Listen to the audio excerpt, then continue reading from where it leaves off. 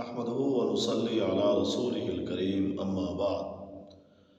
اعوذ باللہ من الشیطان الرجیم بسم اللہ الرحمن الرحیم۔ محترم سامعین، آج ہم خود کو آسمان کی طرف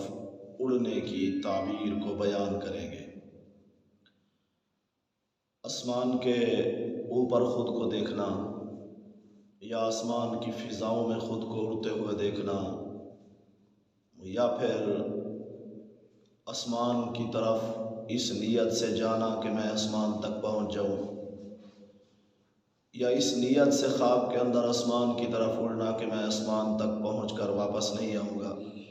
مختلف اڑنے کی کیفیتیں ہیں جن کی ہم آج تعبیر بیان کریں گے۔ علامہ ابن سیرین رحمہ اللہ فرماتے ہیں تعبیر الرؤیا میں، اگر کسی نے خواب کے اندر دیکھا ہے کہ میں آسمان کے اوپر ہوں تو اس کی تعبیر یہ ہے کہ وہ مستقبل میں کہیں سفر پہ جائے گا اور اسے عزت اور احترام بھی حاصل ہوگا۔ علامہ صاحب فرماتے ہیں اگر کوئی شخص خواب میں یہ دیکھے کہ میں آسمان کے نیچے فضا میں اڑ رہا ہوں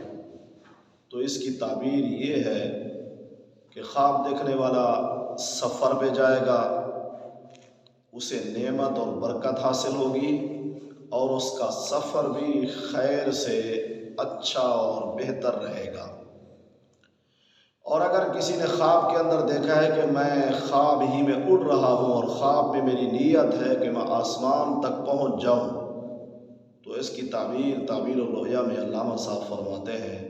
کہ مستقبل میں شاید اسے کوئی غم، تکلیف یا نقصان ہوگا۔ اور اگر کسی نے خواب دیکھا ہے، خواب کے اندر اس کی نیت ہے وہ اڑ رہا ہے آسمان کی طرف، اس کی نیت یہ ہے کہ خواب کے اندر نیند میں ہی سوچ رہا ہے کہ میں آسمان تک پہنچ جاؤں گا اور پھر میں واپس نہیں آؤں گا، تو اس کی علامہ صاحب تعبیر بیان فرماتے ہیں کہ اسے کوئی خیر، بھلائی، اچھائی نصیب ہوگی۔ اور اگر کسی نے خواب کے اندر دیکھا ہے کہ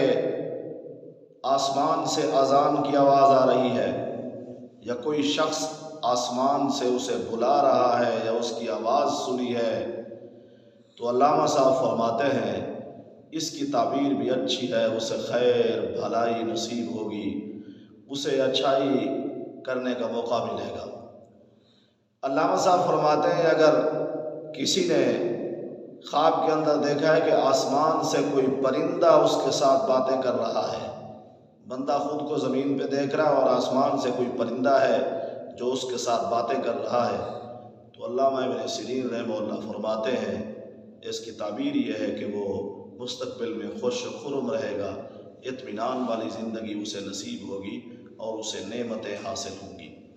اللہ تعالی ہمارے خوابوں کو ہمارے لیے باعث رحمت اور برکت بنائے۔ رب اغفر وارحم وانت خیر الراحمین، وآخر دعوانا ان الحمد للہ رب العالمین۔